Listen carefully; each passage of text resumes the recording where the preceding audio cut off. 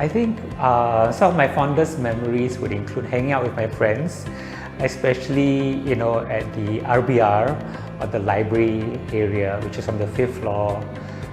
And we all being in the arts, we would have to move around a lot. Sometimes you have to go to like one LT to another, or from seminar room to seminar room, or from the canteen to the library, and there's always like time in between because classes are like maybe 3 hours later or apart from each other. So every time you see each other, like you have like screaming matches or like trying to catch up or being over dramatic, and then hanging out and talking and sharing, and not just for fun but really also helping each other out, with notes, and maybe somebody like myself would miss a class, and having friends there to just be there for each other was really, really wonderful for me.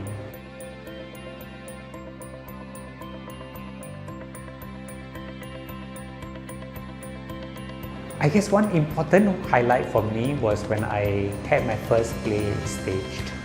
And it wasn't, at a point where I was even contemplating having a career in theatre or being a playwright. But I had written a play and it was being staged, and it was so well received. And a senior writer who came to watch the play came to me and said, "Wow, you really can write." And that really got to me, and it made me feel like maybe this is the writing that I want to do. Maybe this is, an important kind of a moment where I need to think about, seriously considering, a future in the arts, in theatre. So that really made a difference for me in terms of making that step, towards being a playwright. And of course, along the way, and a huge milestone, I would say, was when the Ministry of Education selected our centre to be an O and N level text, and that was in 2006. And that was the first Singapore play to be on the list of O and N level text, which was, I couldn't even believe it. I thought they were kind of making a mistake, and I said, it's such a serious issue. It's about mental illness, there's strong language. Are you sure this is a play that you have selected? Alongside, Shakespeare and Tennessee Williams and Arthur Miller, and you want to put off-center there? And they said yes, because they felt that the students would relate to the play, and the students really related to the play, the teachers related to the play.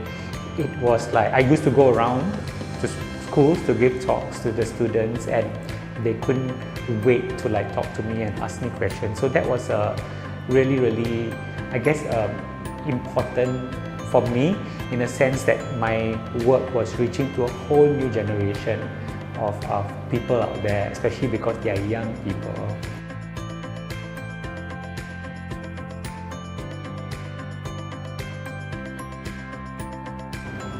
NUS was so important when I started out, because the time I entered NUS was the time I started being interested in theatre, but there was no theatre studies. So I was doing literature, I was doing language, but there was the huge support structure all around me, from the lunchtime performances where we could perform there, to my lecturers and tutors who, when they found out that I was interested in Singapore theatre and Singapore literature, started encouraging me. They would give me books and say, "Oh, this is a book that was published in like the 70s, here you can have a copy." People like Lee Zu Peng and Leong Liu Giok and Ko Tai An and Max LeBlanc. These were all, people who were so supportive that sometimes even when I would skip a lecture or class in the morning because it was early, sometimes they would say like, "Oh, do you have a late rehearsal? Don't worry about it. You can get notes from somebody else."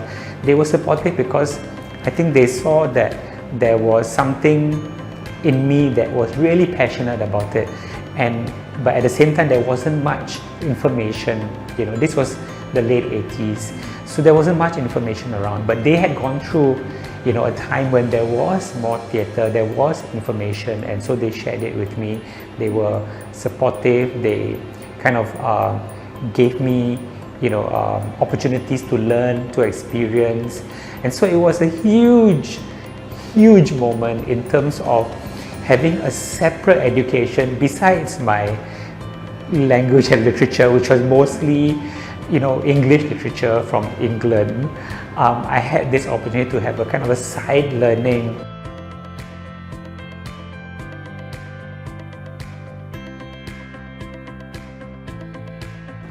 I think when I started out, because there was so little in terms of the theatre scene in Singapore, little not to kind of say that there wasn't anything going on. There was a lot, but it's just that it wasn't a full-time thing at that moment, in the 80s and the 70s. So it was a bit of a struggle for a lot of people.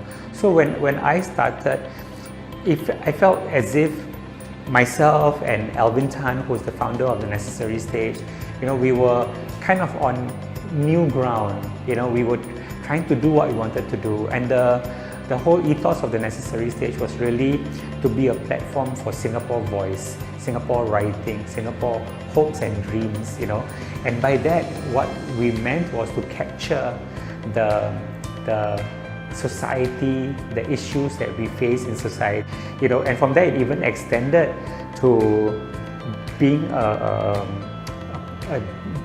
playground for young artists. So we had opportunities for young artists and emerging artists to also get experience, to also learn. We did workshops so that we don't forget that there are people who are going to come after us as well. And so that has also become a very important part of our mission, to always platform younger artists and give them opportunities, just as we wanted opportunities when we were young as well.